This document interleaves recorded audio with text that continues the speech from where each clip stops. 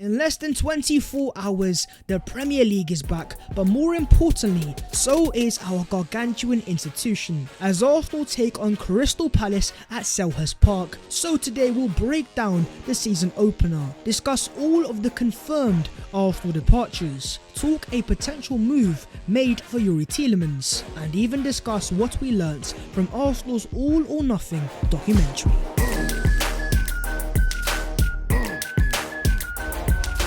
Yo, what is going on, guys? My name is Babs14. Welcome back to your boys channel, and can you feel the excitement in the air?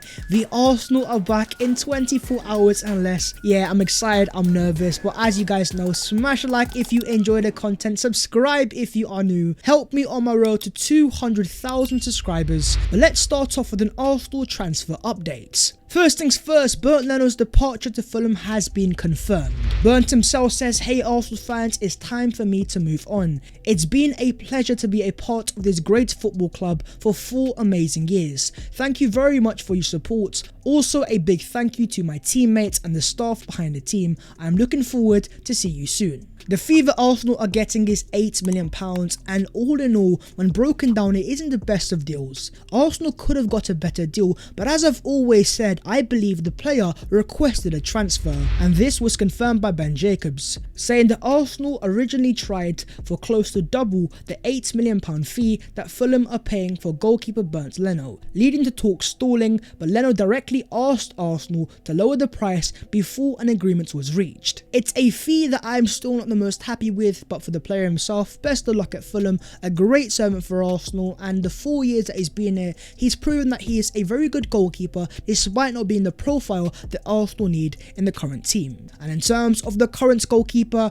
and should I say current number 1, Arsenal have confirmed that Aaron Ramsdale has taken the number 1 shirt. From 32 to number 1, for me, I am all for it. And now you've got the Arsenal back 4 of Ramsdale 1, Gabriel 6, Ben White's number 4, Tierney's number 3, Zinchenko's number 35, and more importantly, number 12 William Saliba. Hopefully that turns into number 2 as soon as Hector Bellerin departs. This video has been sponsored by the guys at Dream Team. Your boy will be playing Dream Team this season, and I think you guys should definitely join me. It's a completely free to play game, and if you are good, you could win a gargantuan £100,000 come the end of the season. There are also many monthly prizes also to be won, and it's also a very easy game to play. All you have to do is pick a team with a £50 million budget, and then you're basically all set. In terms of your boy, this is the team that I am going for. I've got Ramsdale on goal, trying to keep the clean sheet. Midfield, I think Kevin De Bruyne is a no-brainer, and going forwards, you have to have Mohamed Salah, but also I've gone for the main guy, Gabriel Jesus. I think I've done a pretty good job, but can you do better? This is the prime time to find out, because I have created my own league where you can join and take me on. All you have to do is click the link down below in the description. Join right now, and if you can beat me this weekend, then you could be in with a chance of winning £250. If you ask me, it's a no-brainer, so let's find out if you have what it takes to beat your boy, and let's truly find out who has the best football knowledge.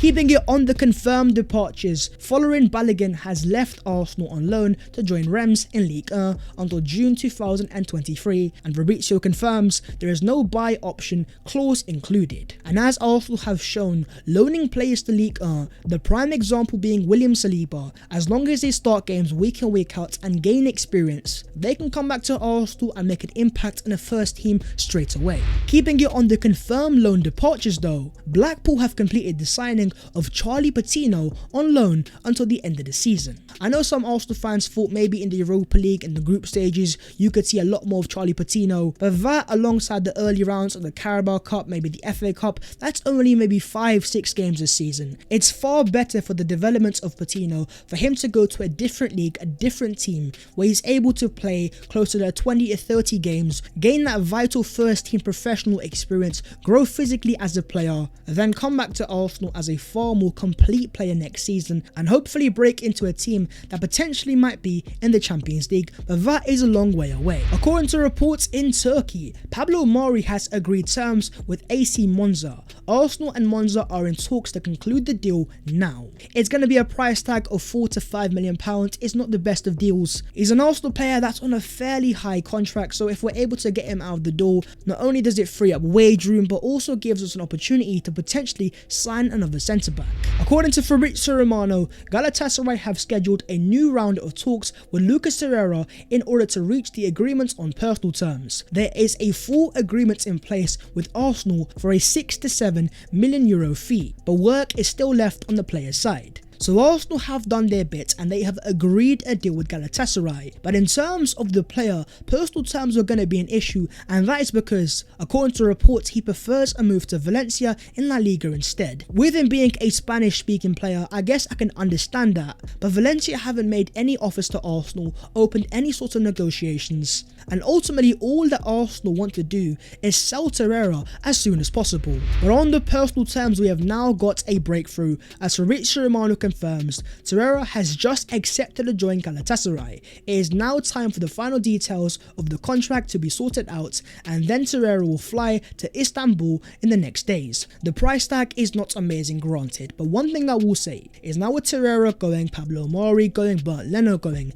that's 3 players that have left or are about to leave Arsenal. Does that now open up the possibility for Arsenal to sign some players? While speaking on transfers, Arteta says, "We are really active, as you can see, with incomings and outgoings. Everything is still open and it's still a long window. Players are going to have to need to leave, some others to move, and everything is open still." As you can see, the outgoings are certainly active, but in terms of the incomings, since the arrival of Alexander Zinchenko, we've been pretty quiet. But in terms of midfield signings, the standout name is Youri Tielemans. And the latest from Ben Jacobs is, Leicester expect an offer soon for Youri Tielemans. An Arsenal move is still very much possible despite the lack of offers to date. It's £30 million that Leicester now need. Tielemans wants the uncertainty over his future resolved, and Man United are also still interested. So Leicester are anticipating an offer for Youri Tielemans, which means in their eyes, someone's about to make their move. The fact that Arsenal have agreed the personal terms makes them firm favourites. With the departure of Leno and the imminent departures of Torreira and Pablo Mari, Arsenal are opening up space, which allows them to make an offer. But at the same time, keep an eye on Manchester United, and I say that because they are still yet to sign Frenkie de Jong, who is of course their main midfield target. With the season approaching and Ten Hag wanting his signings, are Man United now moving on to their alternatives and may be about to make a move for Youri Tielemans? And if they were to make that move, with Tielemans preferring Arsenal, will that ignite Arsenal to make their move? And hopefully things become interesting, because this is becoming one of the most elongated and boring transfer sagas of the summer. Moving on to Crystal Palace versus Arsenal. Forget about signings and departures and transfers, all the focus is on Friday night as Arsenal open the Premier League campaign. Selhurst Park away from home, Patrick Vieira's Crystal Palace. And this is not going to be an easy start to the season. Over the course of his Arsenal career, so far, Arteta has only won once at Selhurst Park. And need I remind you, but last season, Vieira's men took 4 points out of a possible 6 against Mikel Arteta's Gunners. And since then they have improved, with their main summer signing being Chet Doucouré for £20 million, a very decent number 6 profile that was actually linked to the move to Arsenal before moving to South London. But there's also been a very important outgoing, and that being Conor Gallagher, one of Palace's best players last season, returning to Chelsea after his loan expired. One of their standout players, and especially against Arsenal, pressing like an absolute machine. In his absence, Palace are going to find it hard. In terms of their team news, one of their key players in Eberechi Eze has returned. But Palace will be without the likes of James McArthur, Tompkins, and more importantly, Michael Olise. A very good team, and we know that. But what about Arsenal and how we are going into this game? We've come a long way from the end of last season. Not only have key players like Thomas Partey returned to full fitness, but we've also made quite a few decent signings, and the key players being Gabriel Jesus and Alexander Zinchenko, improving our first team quality. You've got the likes of Fabio Vieira too, but more importantly, the underrated return of the Mbappe of centre backs. William Saliba has arrived, and he is like a brand new £60 million signing, the League Young Player of the Year, fitting in as a centre-back like a glove, going straight into the Arsenal first team, impressing so much in pre-season, and I fully expect for him to start in this game. And in terms of that starting 11, I think all of the Arsenal fans have a clue of what it's going to look like.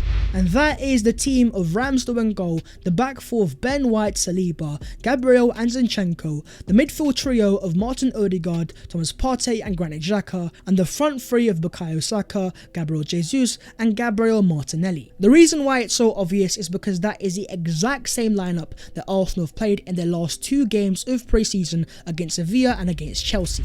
In terms of the Arsenal team news, Mikel Arteta says 3 out of 4 of those players in Tomiyasu, Smith-Rowe, Tierney and Vieira are going to be training this afternoon, and if everything goes well, they will be available for selection and in the squad. They are really important players for us. But the fact that you have 3 to 4 starters there that are all doubts, and Arsenal fans don't really care, just goes to show how far this Arsenal squad has come in terms of the depth and quality. But in terms of the tactics, there are some very key points. Now first things first, I'm not too worried about the Crystal Palace press. Yes, Vieira has got a very good pressing setup with the 4-4-1-1. But without the likes of Conor Gallagher and more importantly, the technical security that Arsenal have at the back, the rivals of Saliba and Zinchenko are only going to allow Arsenal to be better when it comes to playing out of presses. And in terms of the pressing, I fully expect that Arsenal are going to cause more issues. The arrival of Jesus has elevated the Arsenal press and Arsenal are being more aggressive than ever. And in this game I expect a very similar approach of Mikel Arteta deploying an extremely high press where you even have the inverted fullbacks of Zinchenko and Ben White pressing aggressively all the way in the Crystal Palace half. But in terms of those inverted fullbacks, they're going to be very important, and that is down to transitions. And this game for me will be won and lost on transitions, because that's exactly what Palace are. The likes of Zaha thrive in transitional moments when they're able to counter-attack. And the whole point of inverted fullbacks is that Ben White and Zinchenko move into midfield alongside Partey, and that if Arsenal lose the ball in the final third, those 3 in midfield are able to keep the game compact and help Arsenal control transitional moments. Also though, going forwards, Arsenal have a massive threat, and that is Gabi Jesus, the top goal scorer in pre-season. He scored 7 goals, he is on fire, and that partnership alongside Martinelli is going to be very important. Arsenal have outlets now, players that can play balls in behind to, which not only gives Martin Odegaard a lot more options, but in terms of Jesus and Martinelli, they're also very fluid, and don't be surprised if you see in certain points Jesus out wide and Martinelli attacking the middle. This game means so much for Arsenal, as it is an opportunity for Arsenal to show how far they have come. Last season in the opening game against Brentford, Arsenal weren't ready, whereas this time round, for the first time in many years, it feels like Arsenal have actually done their transfer business and their team feels ready. Crystal Palace away at Selhurst Park is always hard anyways. To go there in your opening game of the season when all the eyes of the world are on you. Yes, it is massive pressure, but it's also the prime opportunity. Rewrite the entire narratives that you can't play under pressure and showcase to the entire world that this season Arsenal mean business. I'm excited, I'm nervous, but what are your own thoughts going into the game? And most importantly, what are your matchday predictions? Moving on to the other Arsenal news today. And starting off with a quick breakdown of Arsenal's All or Nothing documentary. The first 3 episodes are out, I've binge watched them straight away, and I was able to learn quite a few things. The first thing is the calmness of Mikel Arteta in tough moments. Seeing Arteta in the Arsenal dressing room after Arsenal's first 3 defeats, instead of seeing an angry Arsenal manager, you see a very calm person that is actually speaking pretty calmly and trying to get a point across to the players. Arteta was able to understand when you have the youngest team with some very fragile characters, rather than just shouting at players for the sake of it, speaking to young players calmly and trying to get a point across is far better for the development. You can also see straight away the backing Arteta has from the Arsenal ownership. There's a very important clip after Arsenal's 5-0 defeat against Man City. Despite getting 0 points out of a possible opening 9, you see that Josh Kroenke is speaking to Arteta in a very calm manner, and there was a sense of confidence that Arteta was going to turn it around. And make no mistake, that bond and connection with the ownership is a massive reason why Arteta remains the Arsenal manager and has the backing of the Arsenal board.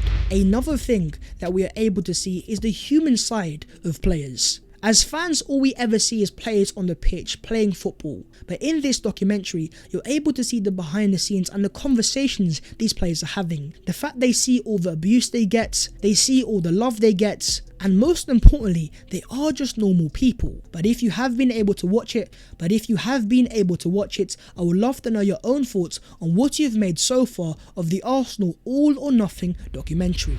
But that is the video there, so hopefully you have enjoyed. If you have, don't forget to smash a like and subscribe if you're new. Hit the link down below in the description and join your boys league on Dream Team. But that was today's episode of the Transfers FC, and transfers are amazing, but what's even better is when we see Arsenal win games, and hopefully against Crystal Palace we see exactly that. Until then, take care of yourselves, and in a bit.